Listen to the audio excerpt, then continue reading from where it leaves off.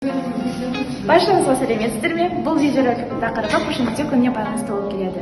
Қазір адамдар бір-бірін түсінуден қалған дегендей, біздің мұғалімдер мен оқушыларымыздың ойын білсек деген үміттеміз. Құрметті оқушылар, ұстаздар, адам баласы бұл өмірге қонақ. Адамның өмірі қысқа. Осы аз өмірде адамдар бір-бірімен тату тәтті, қошеметтеп өмір сүру керек. Өйткені адамдар бір-бірімен түсініскенше жарты өмір кетеді. Адамдар бір-бірін қадір білгенше өмір өтіп кеткенін білмей қалады.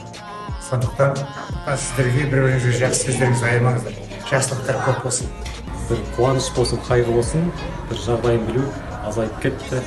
Бұл қоғамның қазіргі дерті. Сол үшін де осындай қошеметтеу күнінде жақынымызды іздеп, алысымызды жақындату керекпіз. Бауырмашылық қазақтың бойында қалыптасқан сезім, соны жаңғыртуымыз керек. Қазіргі жас ұрпақтың бойына осындай үлкенге құрмет, кішіге ізет деген қасиеттерді қалыптастырсақ.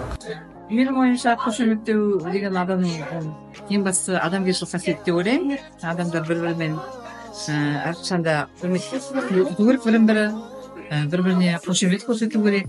Оның жетістігіне, әрбір басқан қадамына мақтан тұту керек. Сонда адамдардың бір-біріне деген жылулық қасиеті жоғары деп ойлаймын. Құрметті 61-ші мектептің оқушылары мен мұғалімдері, менің сіздерге айтарым, қазіргі таңда көп адамдар бір-бірімен ұрысып, немесе жауласып, сол үшін тіпті соғыстар болып қалуы мүмкін. Сол үшін ұрыспау үшін, немесе бір-бірімізді түсінбеушілік болмау үшін, бір-бірімізге деген қолдау, немесе адалдық, досқа адалдық деген болу керек. Досы көпті жау алмайды. Бұл Баршаңызға сәлем. Мен ең бірінші алғысымды Алла тағалаға және өзім ата-анама маған осы өмірді сыйлаған, менің қазіргі жетістігіме жетуіме тілекші болған ата-анам, себепкер болған ата-анам, оларға алғысымды білдіремін. Мен сіздерді жақсы көремін және өмірімде кездескен әрбір жанға алғыс білдіремін. Мейлі ол менен кіші болсын, үлкен болсын, өйткені осы өмірде маған әрбір адамның бір үйреткен дүниесі бар, сондықтан алғысым шексіз. Және әріптестеріме, оқушыларыма алғыс білдіремін. Оқушыларымның болашақта биік белестерді бағындырып, тек биіктерде самғауына тілекшімін.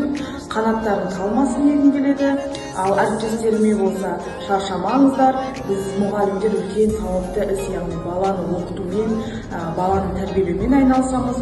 Ешқашан шаршамаңыздар.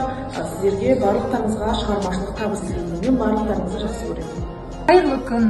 61-ші мектеп лицейінің ұжымына барлық ата-аналар мен оқушыларға алғысымды білдіремін. Мен сіздерге тек қана жақсылық тілеймін. Аман болыңыздар.